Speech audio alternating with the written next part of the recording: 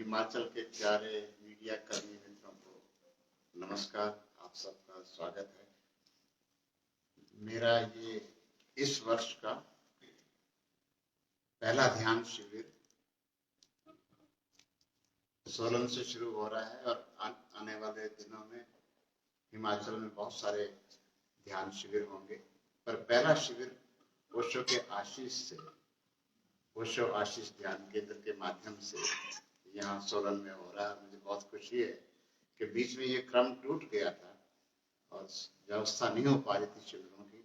अब स्वामी जी ने व्यवस्था जुटा दी है और शिविर हो रहा है और बहुत खुशी है मुझे कि यहाँ से शुभारंभ हो रहा है। और मैं कई वर्षों से यहाँ कई वर्षों तक आता रहा हूँ और इस शिविर की इसलिए हमने जो थीम रखी है उसका शीर्षक है रसो वैसा।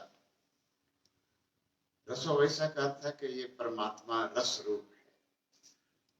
ये उपनिषदों का प्रमुख सूत्र है, महामंत्र है कि जीवन को रसपूर्ण ढंग से जियो, क्योंकि परमात्मा रस रूप है। ये परमात्मा की लीला है। परमात्मा को हम ईश्वर कहते हैं, ईश्वर जो ऐश्वर्यपूर्ण है। और ओशो का संदेश भी है कि इस जगत को ऐश्वर्य चाहिए, भीतर का भी और बाहर का भी, तभी हम परमात्मा से एक रूप हो सकते हैं, एक रास्ता में आ सकते हैं। तो इसलिए इसकी थीम रखी है रसो वैसा। ओशो ने अपने ध्यान शिविरों में निर्वाण उपनिषद, ईशावास्य उपनिषद, केनोपनिषद, अक्षय उपनिषद, अध्यात्म उपनिषद और सर्वसार उपनिषद, अनेक उपनिषदों पर अपने प्रवचन दिए। और जैसा कि हम जानते हैं कि ये उपनिषद ऋषियों द्वारा हिमालय की ऊंचाइयों पर ही लिखे गए थे। ये उत्कृष्ट उपनिषद है।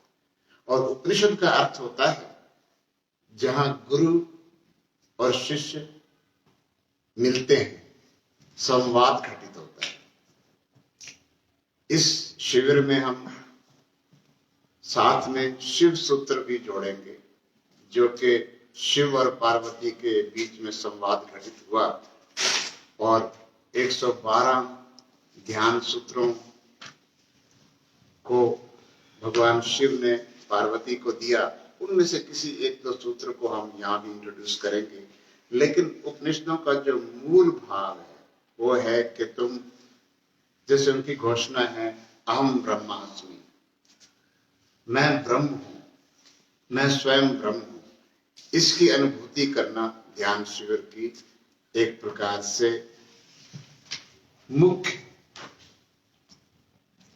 खोज, अन्वेषण और अपने में अनुभूति करना उद्देश्य होता है।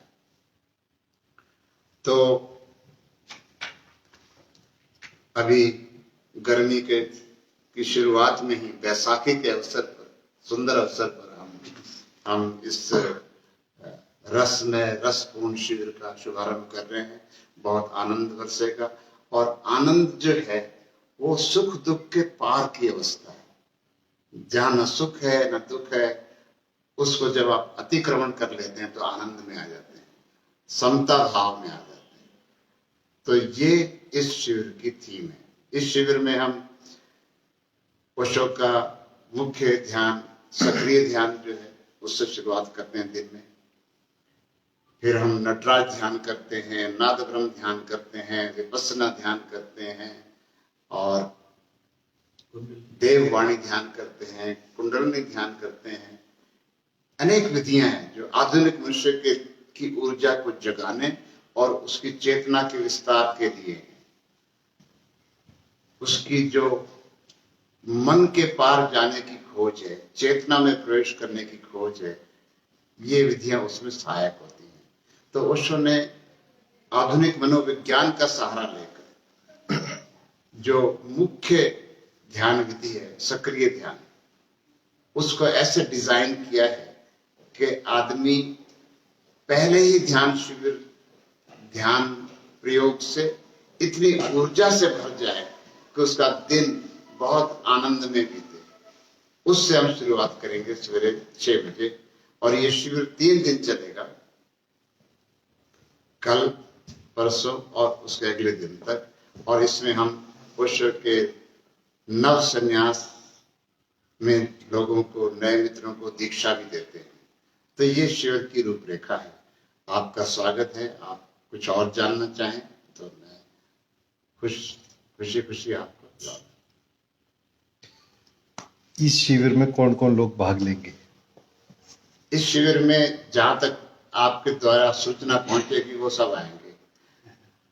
मतलब उम्र का कोई वो पहले निमंत्रण दिए जा चुके हैं। पूरे हमारी पत्रिका जो हम प्रकाशित करते हैं, ओशो वर्ल्ड पत्रिका, इसका संपादक भी मैं स्वयं हूँ। तो ये पिछले 20-21 साल से निकल रही है। इसमें हम देश भर में होने वाले शिविरों की जानकारी देते हैं। 2 महीने पहले से छापना शुरू कर देते हैं।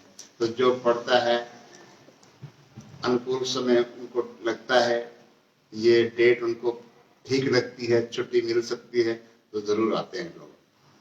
और शिविर हमारे करीब करीब अब कई जगह लग रहे होते हैं। पंजाब में भी लग रहे हैं, चंडीगढ़ में भी, जलंधर में भी, धर्मशाला में भी और स्थानों पर भी लग रहे हैं। तो शिविरों की तो एक तरह से श्रृंखला है, बहुत जगह हो रहे हैं। पर मेरा ये शिविर सोलन में, इसमें मैं अपने हिमाचल में होने वाले शिविरों की शुरुआत कर रहा हूँ।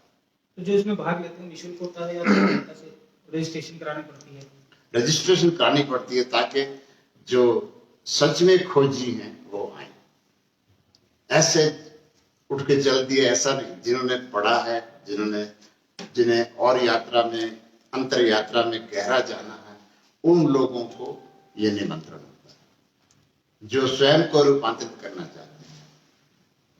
ऐसे कुतूहल वश नहीं आ गए, क्यूरोसिटी वश नहीं आए, जिज्ञासा से आए, नहीं तो तमाश भी नहीं हो जाती। एक बात कहना रह गई, वो ये है कि हम शिविर में संध्या सत्संग, संकीर्तन, नृत्य, इसका भी समावेश करते हैं। ये आपका जो है वो कितने सत्र में होगा? अलग अलग सत्र है इसके? ये सवेरे 6-7 बजे से शुरू होकर रात्रि के 9 बजे तक पर डे, प्रतिदिन आपका चलेगा ना? हाँ, अध्यात्म का चलेगा। उसमें अलग अलग सत्र बनाए हैं? हाँ बिल्कुल, उसकी वो हम सूचना सबको दे देंगे। और वो ये है कि सक्रिय ध्यान से शुरू होता है, फिर ओशो की वाणी को सुनते हैं, फिर एक और ध्यान प्रयोग करते हैं, फिर लंच के पहले एक और सत्र होता है। इस प्रकार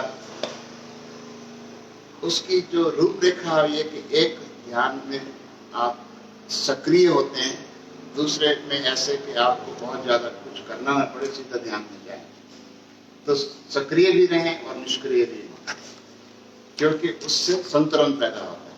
ध्यान जो है वास्तव में तो अक्रिया है, कुछ न करना, शांत स्थिर बैठ जाना, लेकिन वो मनुष्य के लिए संभव होता नहीं है, क्योंकि उसके भीतर बड़ी उत्तेजनाएं होती हैं, उथल पुथल होती है, मन चल रहा होता है। तो उसको थोड़ा किसी क्रिया के माध्यम से इंगेज करना होता है, ताकि वो आने वाले कुछ क्षणों के लिए अपने भीतर स्थिर हो सके। और वही उद्देश्य, जैसे आप विपस्सना में आपको कहा जाता है कि 8-10 घंटे बैठो, तो वो भी संभव नहीं होता इतना बैठना, जब तक कि आपके शरीर को सक्रिय न दिया जाए।